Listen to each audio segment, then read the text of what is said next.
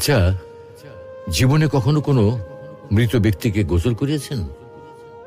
যদি কখনো সুযোগ হয় তাহলে সেই মৃত ব্যক্তিকে গোসল করাবেন। তখন খুব কাছ থেকে দেখবেন মৃত মানুষের দেহটা কতটা অসহায় লাগে, মৃত্যুর পরে মানুষের দেহ কতটা ভয়ের কারণ হয়ে দাঁড়ায়।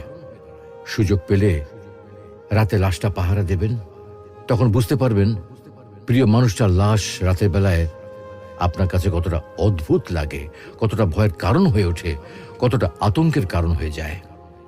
সুযোগ পেলে মৃত ব্যক্তির শরীরে একটু হাত লাগিয়ে কিছুক্ষণ তার স্পর্শ নেবেন।